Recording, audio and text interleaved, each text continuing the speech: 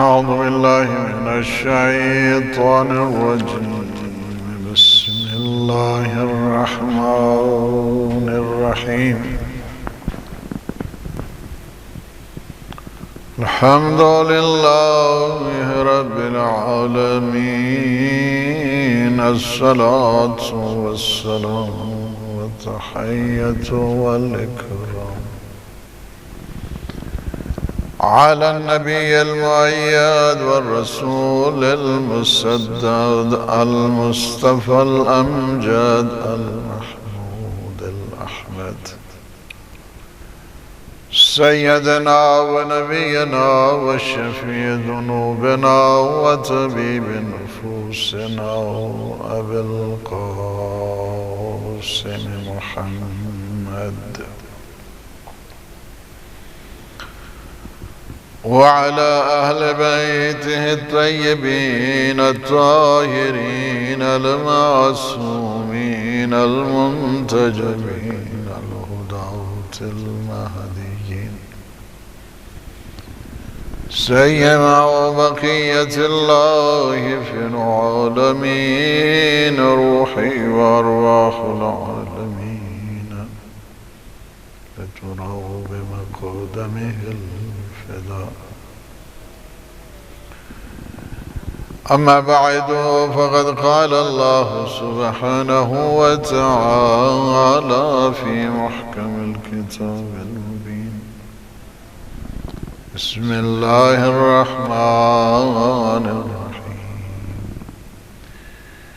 يا أيها الذين آمنوا أطيعوا الله وأطيعوا الرسول وأولي الأمر منكم فإن تنازعتم في شيء فردوه إلى الله والرسول إن كنتم تؤمنون بالله واليوم الآخر ذلك خير وأحسن تأويلا. سلسلہ مجالس اور تعزیت اور عزا کا سلسلہ جاری ہے اور ہم درسگاہ حسینی کی مجالس میں آج اس چوتھی منزل پر سورہ مبارک نساء کی آیت نمبر 59 جس میں ارشاد فرمایا یا ایہا الذین آمنو، صاحبان ایمان سے خطاب ہو رہا ہے اور یہ خطاب ہمیشہ ہمیشہ کے لیے ہے. قرآن کا پیغام اٹرنل ہے، قرآن کا پیغام دائمی ہے، قرآن کا پیغام سرمدی ہے. جب تک اہل ایمان ہیں اس وقت تک یہ پیغام جاری ہے. جب تک ایمان والے موجود ہیں انہیں چاہیے کہ اللہ کی اطاعت کریں، اللہ کے رسول کی اطاعت کریں اور اولی الامر کی اطاعت کریں. اور اگر کسی مسئلے میں کسی معاملے میں جھگڑا ہو گیا ہے تو اسے اللہ اور اللہ کے رسول کی طرف پلٹائیں. اگر تم اللہ کے اوپر ایمان رکھتے ہو اور آخرت کے اوپر ایمان رکھتے ہو، یہی سب سے بہترین طریقہ ہے، یہی سب سے بہترین عمل ہے اور یہ سب سے بہترین تعویل ہے، یہ سب سے بہترین انجام ہے، یہ سب سے بہترین راہ خیر ہے. اللہ کی اطاعت کا حکم اور اللہ کے رسول کی اطاعت کا حکم اور اولی الامر کی اطاعت کا حکم ہے. اطاعت کا مطلب حکم کی تعمیل کرنا ہوتا ہے. اطاعت کا مطلب حکم کو ماننا ہوتا ہے، تسلیم کرنا ہوتا ہے، دل و جان کے ذریعے تسلیم کرنا ہے، اور بغیر چوں چراں کے اسے ماننا ہے. دل میں کسی قسم کی خلش نہ ہو، دل میں کسی قسم کا وہم نہ ہو، دل میں کسی قسم کا گمان نہ ہو. بے دلی کے ساتھ نہیں، بے قراری کے ساتھ نہیں، قرار کے ساتھ ماننا ہے، دل و جان کے ساتھ ماننا ہے، چون چراں کے بغیر ماننا ہے۔ اطاعت اصل میں وفاداری کا اعلان ہوا کرتا ہے کہ ہم اپنی وفاداری کا اور جس کی اطاعت ہے ان کی سربراہی کا اعلان ہوتا ہے، اور حضور معظم صلی اللہ علیہ وآلہ وسلم کی ہدایات کو ماننا اور انہیں اپنے لیے اسوہ قرار دینا، کہ جس طرح سورہ احزاب میں بھی ارشاد فرمائے لقد کان لکم فی رسول اللہ اسوۃ حسنہ، تمہاری زندگی کے لیے سب سے بہترین معیار کیا ہے؟ اسوہ رسالت مآب ہے، حضور معظم صلی اللہ علیہ وآلہ وسلم کی زندگی ہے، ان کے قول کو دیکھو، ان کے فعل کو دیکھو، جس طرح اطاعت کا حکم ہے کہ جس طرح اس آیت میں ہے یا ایھا الذین آمنوا اطیعوا اللہ واطیعوا الرسول واولی الامر منکم، اللہ کی اطاعت کا حکم ہے، اللہ کے رسول کی اطاعت کا حکم ہے، اولی الامر کا اطاعت کا حکم ہے۔ یعنی یہ اطاعت کیا کرتی ہے؟ انسان کو عملی زندگی کی طرف لے کر جاتی ہے۔ محبت ہوتی ہے تو اطاعت ہوتی ہے نا، اس سے محبت ہوگی، اس کی انسان اطاعت کرتا ہے، اس کو فالو کرتا ہے، اس کی بات کو سنتا ہے، اس کی بات کو مانتا ہے۔ جس طرح اطاعت کا قرآن میں حکم ہے، اسی طرح اتباع کا بھی حکم ہے۔ اتباع قل ان کنتم تحبون اللہ فاتبعونی یحببکم اللہ ویغفر لکم ذنوبکم واللہ غفور رحیم۔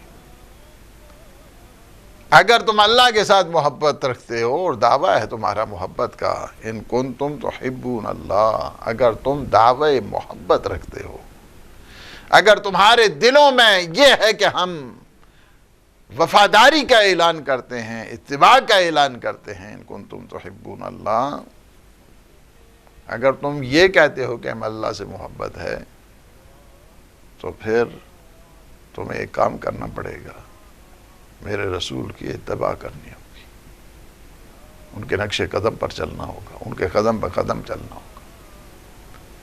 جب تم میرے رسول کی اطاعت کرو گے، اتباع کرو گے، ان کے قول کو بھی مانو گے، ان کے فعل کو بھی مانو گے، ان کے عمل کو بھی مانو گے، ان کے کردار کو بھی مانو گے، ان کی سیرت کو بھی مانو گے، یحببکم اللہ، اللہ تم سے محبت کرے گا،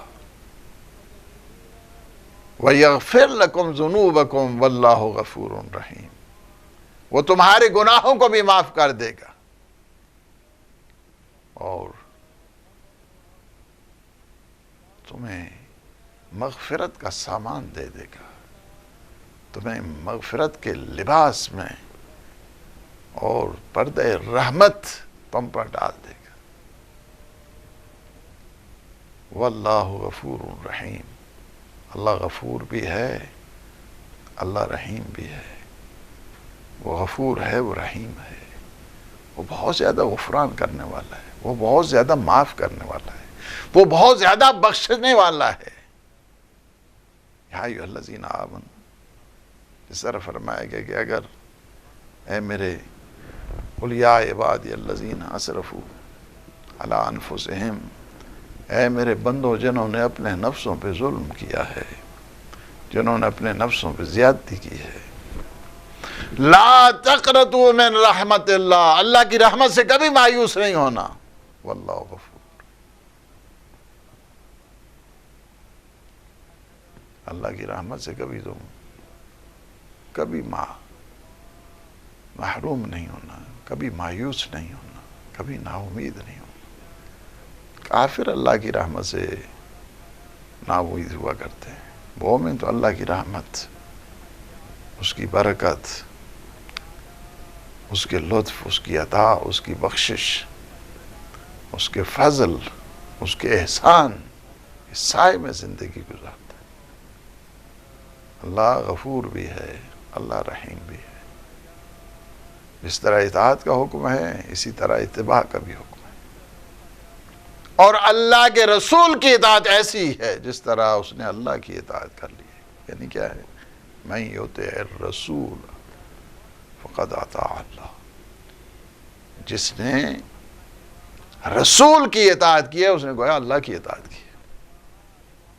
یعنی کیا ہے کہ شرف دیا اللہ نے، اپنی بات کا شرف دیا، عزت دی، جلالت دی، عظمت دی، اس وجہ سے کہ حضور کی اطاعت اللہ کی اطاعت سے جدا نہیں ہے، حضور کی اطاعت اللہ ہی کی اطاعت ہے۔ وَمَن يُطِعِ الرَّسُولَ، جس نے رسول کی اطاعت کی ہے فقد اطاع اللہ، اس وجہ سے کہ وہ اپنی طرف سے تو بات ہی نہیں کرتے ہیں، ان کی گفتار، ان کا کردار سنت الہیہ کے تابع ہوا کرتا ہے، ہمیشہ وحی الہی کے تابع ہوا کرتا ہے۔ اللہ سبحانہ و تعالیٰ نے کیا فرمایا کہ وَمَا يَنطِقُ عَنِ الْهَوَىٰ إِنْ هُوَ إِلَّا وَحْيٌ يُوحَىٰ، میرا حبیب اس وقت تک کہتا ہی کچھ نہیں ہے، یہ وہی کہتا ہے جو وحی خدا کہتی ہے۔ ان کے قول کی ضمانت دی ہے، اللہ نے گارنٹی دی ہے، حضور کے قول کی اللہ سبحانہ و تعالیٰ نے گارنٹی دی ہے، ضمانت دی ہے کہ ان کا قول معصوم ہے، اس میں عصمت ہے، اس میں انفیلیبلٹی ہے، free from every form, every kind of error and mistake, معصوم ہے۔ قولی اعتبار کے ساتھ بھی حضور معصوم ہے، اس وجہ سے کہ اللہ نے گارنٹی دی ہے، اللہ نے ضمانت دی ہے، اللہ نے تضمین کی ہے۔ وَمَا يَنطِقُ عَنِ الْهَوَىٰ إِنْ هُوَ إِلَّا وَحْيٌ يُوحَىٰ، اللہ نے فعل کے اعتبار کے ساتھ بھی تضمین دی ہے، ضمانت دی ہے، گارنٹی دی ہے کہ ان کا فعل الہی ہوا کرتا ہے۔ وَمَا رَمَيْتَ إِذْ رَمَيْتَ وَلَٰكِنَّ اللَّهَ رَمَىٰ، حبیب یہ کنکریاں آپ نے نہیں پھینکی ہیں، یہ تو اللہ نے پھینکی ہیں۔ قول کی تضمین اللہ نے دی ہے، فعل کی تضمین اللہ نے دی ہے کہ ان کا فعل الہی ہے، ان کا قول الہی ہے۔ وَمَن يُطِعِ الرَّسُولَ فَقَدْ أَطَاعَ اللَّهَ، جس نے رسول کی اطاعت کی ہے اس نے اللہ کی اطاعت کی ہے۔ وَمَا آتَاكُمُ الرَّسُولُ فَخُذُوهُ وَمَا نَهَاكُمْ عَنْهُ فَانْتَهُوا، جو بھی میرا رسول تمہیں دے تم لے لو، جس سے منع کرے اس سے رک جاؤ، یہ اللہ نے کہا ہے، قولی اعتبار کے ساتھ، فعلی اعتبار کے ساتھ، ضمانت، تضمین اور گارنٹی اللہ کی طرف سے۔ اور جنہوں نے اس شجرے کے نیچے بیعت کی ہے، ید اللہ فوق ایدیہم، حبیب انہوں نے آپ کے ہاتھ کے اوپر ہاتھ نہیں رکھا، اللہ کے ہاتھ کے اوپر ہاتھ رکھا ہے۔ یعنی کیا ہے کہ جن کی سیرت یا کیا ہے، سیرت الہیہ ہے، جن کا قول کیا ہے، قول الہیہ ہے، جن کا فعل کیا ہے، فعل الہیہ ہے۔ اور یہی چیز ہے، فرمایا وَمَن يُطِعِ اللَّهَ وَرَسُولَهُ فَقَدْ فَازَ فَوْزًا عَظِيمًا، سورہ احزاب کی 71 نمبر آیت۔ جس نے اللہ اور اللہ کے رسول کی اطاعت کی ہے فَقَدْ فَازَ فَوْزًا عَظِيمًا، اس کی جو کامیابی ہے نا، عظیم کامیابی ہے، وہ عظیم کامیابی کے اوپر ہے۔ دنیا میں تمہیں کامیابی چاہیے، دنیا میں تمہیں سکسیسفل لائف چاہیے، تم چاہتے ہو دنیا میں تمہیں کامیاب زندگی گزرے، تو تمہاری کامیاب زندگی کی ضمانت یہ ہے کہ اللہ اور اللہ کے رسول کی اطاعت کرو۔ جو شخص اللہ اور اللہ کے رسول کی اطاعت نہیں کرتا ہے وہ کبھی کامیاب نہیں ہو سکتا ہے، اس کی زندگی ناکام زندگی ہے، انسکسیسفل لائف ہے اس کی۔ سکسیسفل لائف جس کو کہا جائے، سکسیسفل فیوچر جس کو کہا جائے، وہ اطاعت الہیہ میں ہے اور اطاعت رسول میں ہے۔ لہذا ایک بہترین ذریعہ قرآن نے ہمیں بتا دیا ہے کہ تمہیں کامیابی چاہیے، تمہیں فوز چاہیے، تم سکسیس چاہیے تمہیں زندگی میں، ہر ایک چاہتا ہے کہ ہمیں کامیابی ملے، کامیابی تمہیں مال سے ملنے والی نہیں ہے، دولت سے ملنے والی نہیں ہے، ثروت سے ملنے والی نہیں ہے، اقتدار سے ملنے والی نہیں ہے، دنیا پرستی سے ملنے والی نہیں ہے، حب پرستی اور جاہ پرستی سے ملنے والی نہیں ہے۔ نہ تمہیں دنیا سے ملے گی کامیابی۔ تم چاہو کہ تمہارے پاس بہت زیادہ مال آ گیا تو تم کامیاب ہو جاؤ گے؟ ہمارے پاس تو یہ وسائل ہیں، یہ وسائل ہیں، یہ وسائل ہیں۔ یہ وسائل تو بہت سارے ہیں۔ کھانے کا ہی مسئلہ ہے تو کھانا تو اللہ سب کو دیتا ہے۔ یہ نہیں کہہ سکتے کہ انسان کہ میں چونکہ مجھے بڑی اچھی ترکیبیں آتی ہیں، حکمت عملی آتی ہے، بزنس آتا ہے اور میں کما سکتا ہوں، میں کھا سکتا ہوں، یہ اس وجہ سے ہے کہ چونکہ مجھے ترکیبیں ساری آتی ہیں، مال کی، دولت کی۔ رزق تو ہم سے زیادہ کھانے پینے کے مسائل ہوتے ہیں، حیوان ہم سے زیادہ استعمال کرتا ہے۔ ان کو کون دیتا ہے رزق؟ حیوانوں کو کون دیتا ہے رزق؟ اگر سارے تمہارے مغز اور اس برین اور کلیورنس کی وجہ سے اور تمہاری اس ذہانت ہی کی وجہ سے ہے تو پھر یہ جتنے دیوانے ہیں اور ڈسیبل ہیں ذہنی اعتبار کے ساتھ، وہ نہیں کھاتے ہیں؟ انہیں بھی تو وہی رزق دیتا ہے نا، الگ سے بات تو نہیں ہے۔ یہ چرند ہیں، پرند ہیں، حیوانات ہیں، درند ہیں، ایسی مخلوقات ہیں کہ جن کا کھانا اور پینا ہوا میں ہوتا ہے، کھانا بھی ہوا میں ہے، پینا بھی ہوا میں ہے، لباس میں بھی ہوا میں ہے۔ ان کو کون رزق دیتا ہے؟ فرمایا انا حجت اللہ علیہم وعلیکم، میں تم پر بھی حجت خدا ہوں، ان پر بھی حجت خدا ہوں۔ میرے مولا امیر المومنین اور میرے مولا امام جعفر صادق علیہ السلام فرماتے ہیں سورج کے پیچھے 40 اور سورج ہیں کہ ایک سورج کا دوسرے سورج تک پہنچنے کے لیے 40 سال چاہیے۔ اب اس میں بات نہیں کرنی ہے اور نہ ہی کوئی کہ وہ 40 سال جو مولا فرما رہے ہیں وہ کون سے ہیں؟ نوری ہیں، ہمارے ہیں، کون سے 40 سال ہیں؟ ان 40ویں سورج کے پیچھے ایک ایسی مخلوق رہتی ہے جن کا کھانا سجدہ پروردگار، جن کا پینا سجدہ پروردگار، جن کا سونا سجدہ پروردگار۔ انا حجت اللہ علیہم وعلیکم، میں ان پر بھی حجت خدا ہوں، تم پر بھی حجت خدا۔ رازق اللہ کی ذات ہے، رازق بندے نہیں ہوتے ہیں، رازق کمپنیاں نہیں ہوتی ہیں، رازق ادارے نہیں ہوتے ہیں۔ یہ سورس ہیں، یہ وسیلے ہیں، اصل رزق اللہ دیتا ہے۔ وسیلوں کو تلاش کرنا ہمارا کام ہے، ہمارا فریضہ بنتا ہے کہ ہم ان وسیلوں کو تلاش کریں، وہ وسیلے کہ جنہیں اللہ نے منتخب کیا ہے۔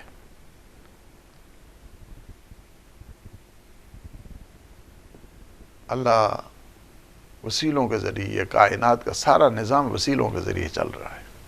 فالمدبرات امرا، مقسمات امرا، کوئی تقسیم کر رہا ہے، کوئی تدبیر کر رہا ہے، کوئی وسائل مہیا کر رہا ہے، کوئی برف و بارش کا انتظام کر رہا ہے، کوئی لکھائی پڑھائی کا انتظام کر رہا ہے، کوئی موت و حیات کا انتظام کر رہا ہے۔ سارے کام وسیلے خدا نہیں ہوتے ہیں، وسیلے خدا تک پہنچنے کا ذریعہ ہوا کرتے ہیں۔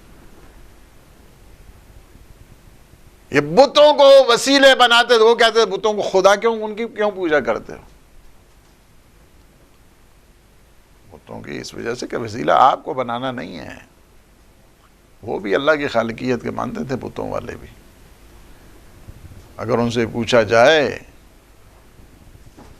من خلق السماوات والارض، یہ زمین اور آسمان کس نے بنائی ہے؟ لَيَقُولُنَّ اللہ، تو وہ کافر اور مشرک بھی کیا کہتے ہیں؟ اس definitely Allah subhanahu wa ta'ala, He created the cosmos, He created the earth and heavens. ساری زمینیں اسی نے بنائی ہیں، آسمان اسی نے بنائے۔ اب جو ان کو بتوں کو پوجا کرتے تھے اور بتوں کی پرستش کرتے تھے اور ان کی عبادت کرتے تھے، وہ لولے لنگڑے اور ناسمجھ، جاہل، ڈم، اگنورنٹ،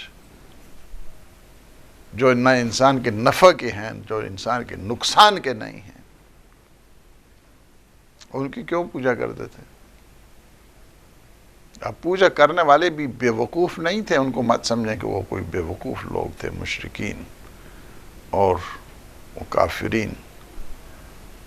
یہ مشرک اتنے پاگل بھی نہیں تھے اور اتنے دیوانے بھی نہیں تھے کہ کانوں میں دیتے تھے۔ کیوں پوجتے تھے ان کو؟ کیوں ان کی عبادت کرتے تھے؟ کیوں ان کے سامنے سجدے کرتے تھے؟ کیوں ان کے سامنے منتیں چڑھاتے تھے؟ کیوں ان کے سامنے نظر نیاز مانتے تھے؟ کیا وجہ تھی کہ انہیں نہیں پتا ہے کہ یہ گنگے ہیں، یہ بہرے ہیں، یہ لنگڑے ہیں؟ خود بناتے تھے، اپنے ہاتھوں سے بناتے تھے، لکڑی کے بت بنا لیے، خود اپنے ہاتھوں سے خدا بنا رہے ہیں، لکڑی کے بنائے، لوہے کے بنائے، پتھر کے بنائے، حتیٰ کہ تاریخوں میں حلوے کی بھی بت بنا لیتے۔ اور جب سفر پہ جاتے تھے تو سفر پہ زیادہ بھوک لگتی تھی تو اسی حلوے کے بت کو کھا لیتے تھے، یعنی اس قسم کے خدا خور، خدا اپنے ہی ہاتھوں سے خدا بنائے ہوئے نے کھا جاتے تھے، جب چاہا بنا لیا، جب چاہا کھا لیا۔ یہ ان کا یہ طریقہ آپ دیکھیں عربوں کا، مشرکین عرب، وہ کافر لوگ یہ نہیں تھے، بلکہ کیا تھے؟ بناتے تھے جو مرضی ہے کرتے رہیں، اس وجہ سے کہ بت کچھ نہیں کہتے ہیں، جو کچھ مرضی کرو، اور نہ روکتے ہیں، نہ ٹوکتے ہیں، نہ آرگومنٹ کرتے ہیں، نہ ان کی نفی کرتے ہیں، نہ ان کو جھڑکتے ہیں، نہ شاؤٹ کرتے ہیں۔ تو یہی چیز تھی، یہ سبب تھی، یعنی وہ لوگ عرب کے مشرکین کوئی عقلی لحاظ سے کوئی اتنے بے وقوف نہیں تھے کہ انہیں نہیں پتا ہے کہ یہ بتوں کے سامنے سجدے کرنا، ان کو بنانا، ان کو کھانا، ان کو، اس وجہ سے کہ ان کی ذات میں اور وہ اس چیز میں، طبیعت میں آ چکی تھی کہ یہ ایسی ہیں کہ جو کچھ مرضی ہے کرتے رہو، اپنی مرضی چلاؤ، اپنی مرضیاں چلاؤ دین کے اندر، شریعت کے اندر، اور پھر ان کے اوپر تھوپ دو، انہیں کو کیش کرتے تھے کوئی اس طرح کے، انہیں بتوں کو خدا بنا کر ان کی عبادت کر کے، چونکہ جو کچھ بھی مرضی ہے کرتے رہو، بولتے نہیں ہیں، وہ غلط کام کرو ٹوکتے نہیں ہیں، اور روکتے بھی نہیں ہیں، بولتے بھی نہیں ہیں، لہٰذا کوئی ضرورت ہی نہیں ہے کسی تنازع کی، کسی مسئلے کی، کسی جھگڑے کی، اس وجہ سے کہ انہوں نے تھوڑا آپ کو روکنا ہے، جو کچھ مرضی ہے کرو۔ اپنی مرضی سے دین چلانے کے لیے انہوں نے بتوں کی پرستش کی، اپنی مرضی سے شریعت میں وائلیشن کرنے کے لیے بتوں کی انہوں نے پرستش کی۔ یہ نہیں ہے کہ وہ نہیں جانتے تھے کہ خدا زمینوں کا بنانے والا خدا ہے، آسمانوں کا بنانے والا خدا ہے، خدا کی خالقیت میں ان کو انکار نہیں ہے، خدا کی خالقیت میں تو شیطان کو بھی انکار نہیں۔ رب بما خلقتنی، میرے رب تو نے مجھے خلق کیا، تو نے مجھے خلق کیا ہے۔ شیطان بھی اللہ کی خالقیت کا، شیطان بھی اللہ کی خالقیت کا منکر نہیں تھا۔ رب بما اغویتنی، اللہ کی ربوبیت کا بھی وہ منکر نہیں تھا. رب کہہ رہا ہے خلقتنی من نار وخلقتہ من طین، تو نے مجھے آگ سے پیدا کیا، تو نے آدم کو مٹی سے پیدا کیا. اللہ کی خالقیت کا بھی منکر نہیں، اللہ کی خالقیت کا بھی اقرار کر رہا ہے. اللہ کی مالکیت، اللہ کی خالقیت، اللہ کی ربوبیت، سب چیزوں کا اقرار کر رہے ہیں. مشرکین بھی اللہ کی خالقیت کا اقرار کرتے تھے. من خلق السماوات والارض، وہی کہتا ہے لیقولن اللہ. وہ اللہ کی خالقیت. بات یہ ہے کہ پھر وہ کافر کیوں ہیں، مشرک کیوں ہیں، شیطان رجیم کیوں ہے، شیطان راندے درگاہ کیوں ہے؟ بات واضح سی ہے کہ جسے اللہ نے بنایا ہے اسے نہیں مانتے ہیں، وہ اپنے بنائے ہوئے کو مان رہے ہیں، اپنے ہاتھوں سے بنا کر اسے مانتے ہیں. لکڑی کا بنایا، لوہے کا بنایا، پتھر کا بنایا، حلوے کا بنایا، اسے مانا ہے. لیکن جسے اللہ نے بنایا ہے، اللہ نے جسے بنایا اسے نہیں مانتے. شیطان نے کہا تو 6000 سال تک نہج البلاغہ میں 6000 سال تک اس نے اللہ کی عبادت کی ہے. اللہ کی عبودیت کا بھی منکر نہیں تھا. آخر دم تک اللہ کی عبودیت کا انکار نہیں کر رہا تھا. یہی کہہ رہا تھا یا اللہ تو آدم کے سامنے سجدہ مجھے نہیں کرا، جتنی عبادت کہے گا میں تیری عبادت کروں گا. 6000 سال تک. یہاں تو کتنی ہوتی ہے لوگوں کی زندگی، 70 سال، 80 سال، 90 سال، 100 سال، کیا ہے 110 سال.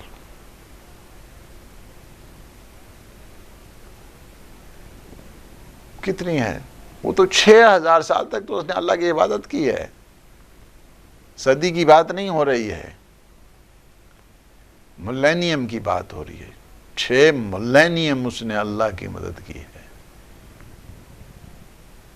ڈیکیڈز کی بات نہیں ہو رہی ہے، صدی کی بات نہیں ہوتی. 6 ملینیم اس نے اللہ کی مدد کی، اللہ کی عبادت کی، اس نے بندگی کی ہے اللہ کی. اللہ کے سامنے سجدے کیے ہیں اس نے. more than 6,000 years he worshipped اللہ سبحانہ وتعالی. کیا ہو گیا سارا؟ آخر میں ہمیشہ انسان کو دعا کرنی چاہیے، پروردگار میری عاقبت بخیر فرما. کیوں فرمائے کہ اللہم، اے میرے اللہ تو میری عاقبت بخیر فرما. اللہم وفقنا، اے میرے اللہ تو ہمیں توفیق دے اور ہماری عاقبت کو، ہمارے انجام کو، وَجْعَلْ عَوَاقِبَ أُمُورِنَا خَيْرًا، وَجْعَلْ عَوَاقِبَ أُمُورِنَا خَيْرًا. پروردگار ہماری عاقبت بخیر فرما.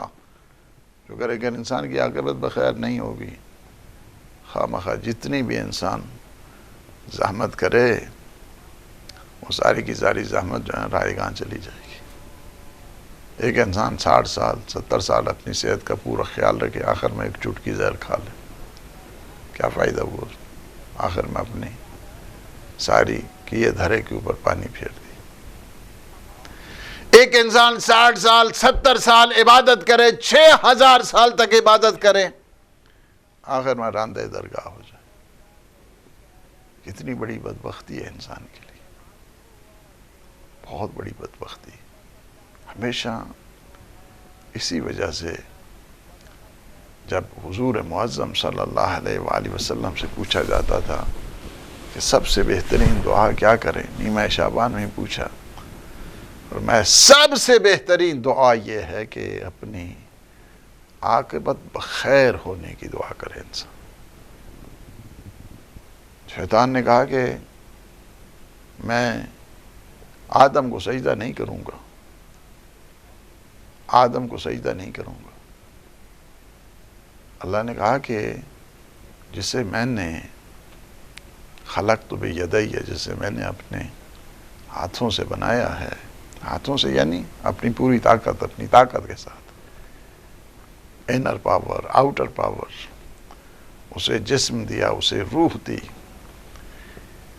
یہ دونوں طاقتیں اللہ نے اسے عنایت فرمائی ہیں. فرمایا کہ جسے میں نے اپنی قدرت سے بنایا ہے، آسان کروں لفظوں کو، جسے نے اپنی مشیت سے بنایا، جسے میں نے اپنے ارادے سے بنایا، جسے میں نے اپنی طاقت سے بنایا، جسے میں نے اپنے ایذن سے بنایا ہے.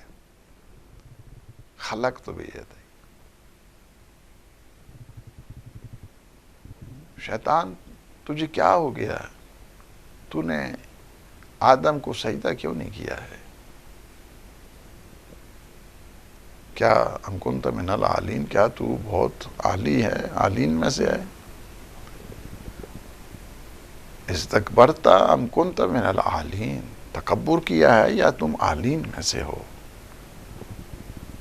یعنی عالین بھی ایک مخلوق ہے کہ جن پہ اللہ نے سجدے کو واجب نہیں کیا ہے، ایک الگ بات ہے.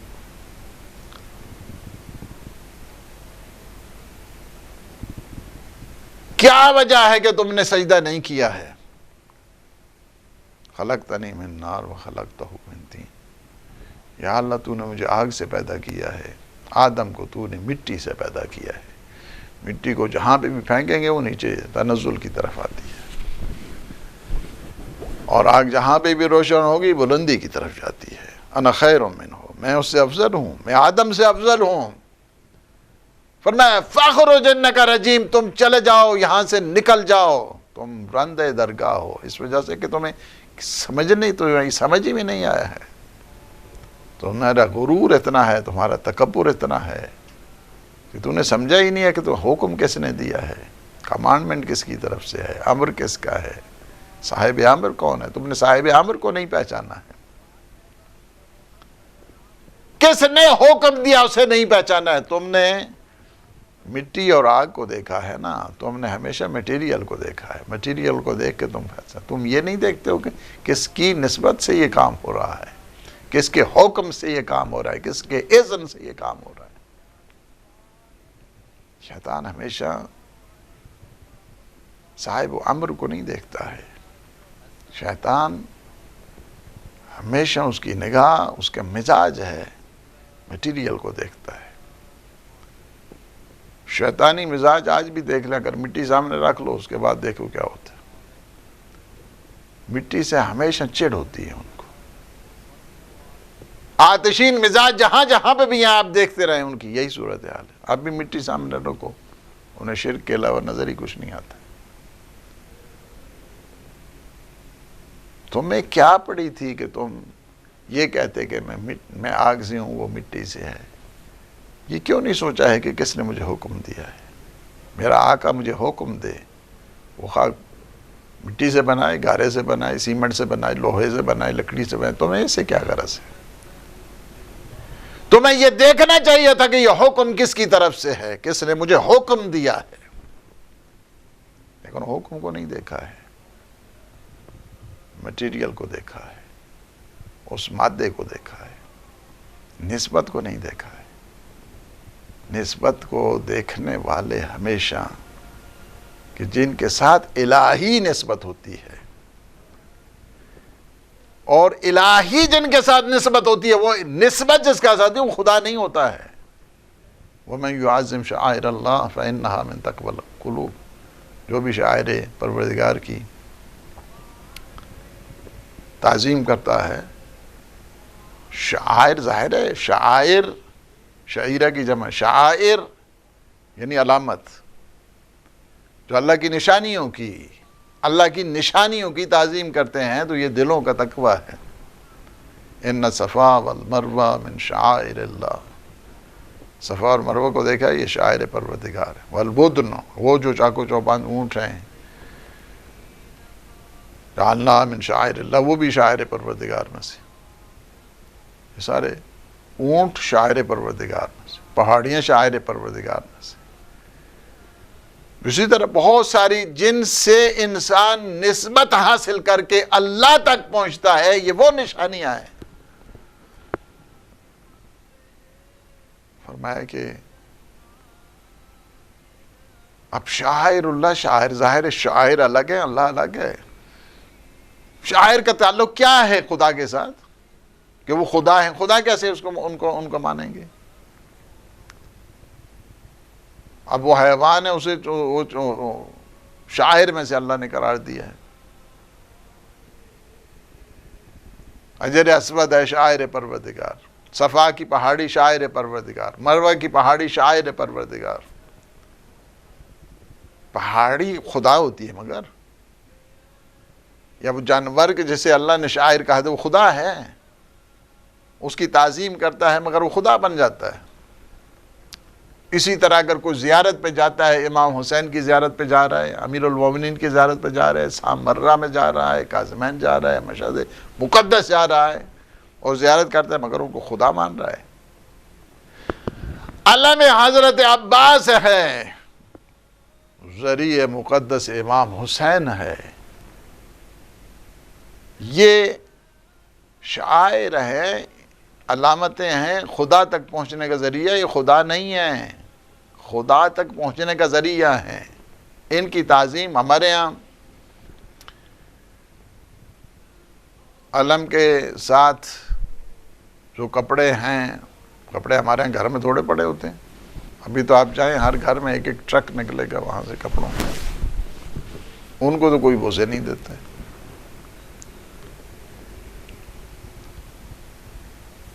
آپ کپڑا آپ نے خریدا ہے، ایک میں سے یہ ابا بنا لی، اسی کا تھوڑا جو تھا کپڑا آپ نے قرآن کا غلاف بنا لیا. اس ابا کو تو کوئی بوسے نہیں دیتا ہے، اس قرآن کے غلاف کو بوسہ دیا جاتا ہے، کھولا جاتا ہے. اس وجہ سے کہ اس کی نسبت اللہ کے ساتھ ہوگی، کتاب اللہ کے ساتھ ہوگی. کعبے کے ساتھ کپڑا لٹکا ہوتا ہے، وہی بازار سے لیتے ہیں، قدر جبریل نہیں لے کے آئے ہیں وہاں سے آسمان سے. لوگ بوسے دیتے ہیں، چھوٹے چھوٹے کاٹ کے اس کو بڑی تقسیم بندی کی جاتی ہے اور بڑا فخر محسوس کیا جاتا ہے، گھروں میں لوگ رکھتے ہیں. مگر وہ خدا ہے نہیں، اس کی نسبت کعبے کے ساتھ ہے نا، تبرک ہوا ہے. ہمیشہ جس کے ساتھ محبت ہوتی ہے، جس کے ساتھ محبت ہوتی ہے اس کی ہر نسبت کے ساتھ محبت ہوا کرتی ہے، اس کے در و دیوار کے ساتھ محبت ہوا کرتی ہے. آپ نے دیکھا ہے مولا امام حسین کی زری پہ وہ کربلا جاتے ہیں، دروازے کو بوسہ دیتے ہیں. دروازہ کوئی زری تو نہیں ہے نا، ابھی تو انٹر ہوئے ہیں وہاں پہ، دروازے کو بوسہ دیتے ہیں. میں خود بھی کہی تھا، میں بھی اسی طرح کرتا ہوں. ہم خدا مانتے ہیں دروازے کو نہیں. آپ کی محبت امام حسین کے ساتھ ہے نا، تو جس چیز کے ساتھ ان کا ربط ہے اور جو چیز ان کے ساتھ جڑی ہوئی ہے اس کے ساتھ بھی محبت ہے. اس وجہ سے امام حسین کے عزاداروں کے ساتھ بھی بڑی محبت ہے. ان کے جو ماتم کرتے ہیں ان کے ساتھ بھی بہت محبت ہے. اس وجہ سے امام حسین کے ماتمی ہیں نا، ان کے عزادار، ان کے ساتھ محبت ہوتی. اگر آپ کو کسی جگہ ایک بڑا معزز آپ کا دوست کسی خادم کو بھیجے آپ کے گھر میں، تو آپ کو اس کی بھی تعظیم کے لیے اٹھتے ہیں. نہیں، وہ خادم کے لیے تھوڑی تھا، آپ کو جو پیغام رساں ہے اس کی تعظیم تھوڑی ہو رہی ہے. نہیں، اس کی نسبت ہی وہاں سے آیا ہے جناب. جس کے ساتھ تو پتہ چلتا ہے، جس کے ساتھ محبت ہوتی ہے، ہر وہ چیز کو جو اس کے ساتھ منسلک اور مربوط ہوتی ہے اس کے ساتھ بھی محبت ہوتی ہے. محبت حضور کے ساتھ ہے، لیکن کہ یا ایھا المزمل یا ایھا المدثر، کالی کملی والے، چادر اوڑھنے والے، لا اقسم بہذا البلد وانت حل بہذا البلد. مجھے قسم ہے اس بستی کی، مجھے قسم ہے اس شہر کی، اس وجہ سے کہ آپ اس بستی میں موجود. حضور کی وجہ سے اللہ نے اس شہر کی، اس بستی کی، اس بلد کی قسم کھائی ہے جس کے ساتھ محبت ہوتی. شیطان ہمیشہ شیطان اور شیطان صفت اللہ کی نسبتوں کو نہیں سمجھتے، نہیں اللہ کی نسبتوں کو جانتے ہیں. یہ تھوڑا کمال ہے کہ ہر چیز میں شرک بنا دیا جائے. لوگوں کو موحد بنانے کی ضرورت ہے، اور یہ شرک اور شرکیات اور تشریک اور تکفیر اس سلسلے میں جڑے ہوئے ہیں۔ اللہ چاہتا ہے لوگوں کو مسلمان بنائیں، لوگوں کو بندگی کی طرف لے کر آئیں۔ اگر ایک انسان جتنی مرضی عبادت کرے، اگر اس کا انجام بخیر نہیں ہے نا، سب زحمتیں اس کی ساری ہدر چلی جاتی، سب جس طرح شیطان کی گئی، عاقبت بخیر نہیں ہو سکا ہے۔ اور اسی گناہ میں اور اسی عصیان میں باقی ہے، اور باقیوں کو بھی مبتلا کر رہا ہے۔ تاریخ میں بہت سارے ہیں کہ جن کی عاقبت بخیر ہوگی۔ آپ نے دیکھا ہے کہ منزل اشراق پہ حر کا لشکر آتا ہے، بڑا پیاسا ہے۔ میرے مولا فرماتے ہیں کہ عباس، علی اکبر، قاسم، عون، محمد، سب کو اپنے پورے مختصر سا جو لشکر تھا، فرمایا کہ ان کو پانی پلاؤ، نہ فقط ان جوانوں کو پانی پلاؤ بلکہ ان کی سواریوں کو بھی پانی پلاؤ۔ اور پھر تاکید فرماتے ہیں کہ گھوڑے جب پانی پیتے ہیں تو تھوڑا پانی پی کے منہ اٹھا لیتے ہیں، انہیں صحیح سیراب کرنا ہے۔ جب وہ پہلی دفعہ پانی پئیں اور منہ اٹھائیں، پانی ہٹانا نہیں ہے۔ کریم امام ہے نا، کریم امام، اس حد تک خیال ہے انسانوں کا، انسانوں کی سواریوں کا، حتیٰ کہ تاریخ کہتی ہے کہ اس قدر باز نڈھال تھے، ایک شخص دوڑ رہا تھا اس پیاس کی وجہ سے کہ گر گیا، میرے مولا خود جاتے ہیں اور اسے اپنے چلو سے پانی پلاتے ہیں۔ اور بڑا بہادر تھا۔ امام نے، نماز کا وقت ہے، امام نے فرمایا کہ میں نماز پڑھنے لگا ہوں، تم بھی اپنی فوج کو چاہو تو نماز پڑھو۔ کہا نہیں، میں آپ کے پیچھے نماز پڑھوں گا۔ اور نے امام کے پیچھے نماز پڑھی، لیکن حکم تھا نماز کے بعد جب امام نے کوچ کا اعلان کیا تو اور آگے بڑھا اور امام کی گھوڑے کی لگام میں ہاتھ ڈالا۔ امام نے فرمایا کہ ثقلت کا امو کا، یا حر، اے حر، تیری ماں تیری ماتم پہ بیٹھے، تو نے یہ کیا کیا ہے؟ گھوڑے کی لگام کو تو نے پکڑ لیا۔ عربوں کے ہاں گھوڑے کی لگام کو پکڑنا ایسے جیسے کہ ریبان کو پکڑنا ہوتا ہے۔ کیا گستاخی کی ہے تم، کیا بے ادبی کی ہے تم نے؟ ثقلت کا ام کا یا حر، حر تیری ماں تیرے ماتم پہ بیٹھے۔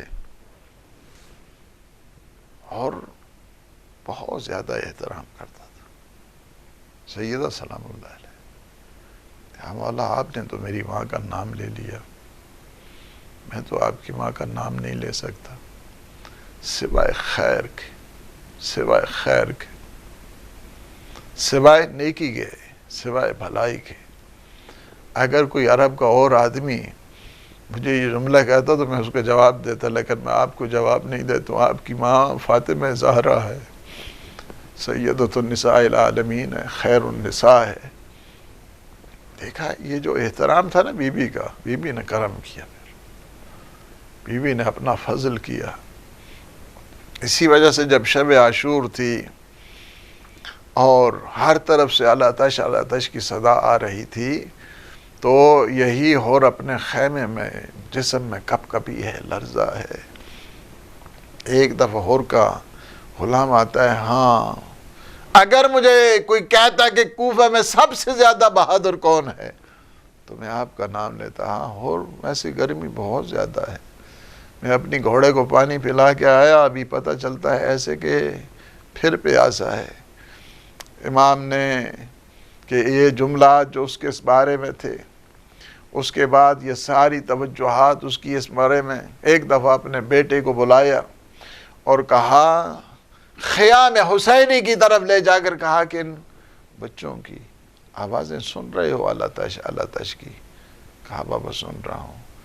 آئے اور ایک جملہ کہا، مجھے یہ بتاؤ، میرے دل میں بڑی خلش ہے، میرے دل میں بڑا اضطراب ہے، میرے دل میں بڑا طوفان ہے، میرے دل میں ایک موج گامزن ہے، مجھے اتنا بتاؤ، ایک طرف جنت ہو ایک طرف جہنم ہو تو مجھے کیا کرنا چاہیے؟ بیٹے نے کہا، ہاں کہ بابا قیامت کے دن خاتون جنت کو کیا جواب دو گے؟ باپ کو جواب ملنا تھا، کہا بیٹا اس طرح کرو، میں نے ان ہاتھوں سے گستاخی کی تھی، میرے ہاتھوں کو باندھو، میرے ان کانوں، میرے ان آنکھوں کے اوپر پٹی باندھو۔ اس کے بعد یہی گستاخیاں تھیں، یہی جسارتیں تھیں، یہی بے ادبی تھی کہ جو میں نے ان آنکھوں کے ذریعے، ان ہاتھوں کے ذریعے، ایک دفعہ نعرہ تکبیر بلند ہوتا ہے۔ بیٹے سے پوچھا، کہا کیا بات ہے؟ کہا حضرت فضل العباس آ رہے ہیں آپ کے استقبال کے لیے۔ پھر نعرہ تکبیر دیکھا، جب نعرہ تکبیر کو سنا تو کہا اب کیا؟ کہا اب حضرت علی اکبر ہم شکل رسول آ رہے ہیں آپ کے استقبال کے لیے۔ کہتے جب امام کے پاس پہنچتے ہیں، اپنی نگاہیں جھکی ہوئی ہیں، ایک ہی جملہ کہتے ہیں، میں نے گستاخی کی ہے، میں نے بے ادبی کی ہے، میں نے آپ کے گھوڑے کی لگام میں ہاتھ ڈالا ہے، میں نے شہزادیوں کو اس حد تک کہ آج پانی نہیں مل رہا، میں نے ان کے دلوں کو ڈرایا ہے، میں نے آپ کے خیموں کو سبب بنا ہوں کہ اکھاڑ دیے گئے۔ حل لی من توبہ، کیا ان ساری گستاخیوں کے بعد بھی توبہ کی کوئی گنجائش ہے؟ میرے مولا فرماتے ہیں، ہور نگاہیں اٹھا کے دیکھو، ہور کی نگاہیں جھکی ہوئی ہیں، بس ایک ہی بار بار جملہ کہتے ہیں کہ مجھے جانے کی، جہاد پہ جانے کی اجازت دیجیے۔ میرے مولا نے اجازت دی۔ اجازت جب گھوڑے سے کہتے ہیں زین سے زمین پہ آئے، سب سے پہلے جاتے ہیں، ہور کے سر کو اپنی آغوش میں لیتے ہیں، اس کے بعد دیکھا کہ ہور کی پیشانی پہ خون جاری ہے، کوشش کی خون بند ہو جائے، جب بند نہیں ہوا تو کیا کیا؟ اپنی قبا کی جیب سے اپنی ماں زہرا کا رومال نکالا، ہور کی پیشانی پہ باندھا، اور ساتھ ساتھ مرثیہ بھی پڑھا۔ کیا فرماتے ہیں؟ یا ہور، تیری ماں نے تیرا نام کتنا اچھا رکھا ہے، انت حر فی الدنیا والآخرہ، ہے ہور تم دنیا میں بھی آزاد ہو، تم آخرت میں بھی آزاد ہو، اور تم کتنے خوش قسمت ہو، تمہیں مولا کی آغوش ملی، زہرا مرضیہ کا رومال۔ لا لعنت اللہ علی القوم الظالمین وسيعلم الذين ظلموا أيام ينقلبون۔ خدا حق محمد و آل محمد ہماری اس عبادت کو اپنی بارگاہ میں حضور مقبول فرما، ہمارے جملہ گناہان صغیر اور کبیر معاف فرما۔ خدا بحق محمد و آل محمد ہمارے جتنے مومنین مومنات دیکھ رہے ہیں، سن رہے ہیں، پروردگار اس عبادت اعضاء میں ان سب کو شامل فرما، اس عزا کو، تعزیت کو، پرسے کو پروردگار ہماری آخرت کا سرمایہ قرار دے۔ پروردگار ہمارے جتنے مومنین مومنات عزاداران سید الشہداء اس دنیا سے رخصت ہو گئے، بالخصوص بندے خدا کی طرف سے آج مجلس ہے، اور کہا کہ نام کا تذکرہ نہ ہو، ہم نام تو نہیں بھرا رہے لیکن اللہ کو تو سارے حال پتہ ہیں۔ پروردگار اس بندے خدا کے توفیقات میں اضافہ فرما، صحت و سلامتی عطا فرما، آفت مصیبتوں سے بچا، رزق طیب، رزق حلال عطا فرما۔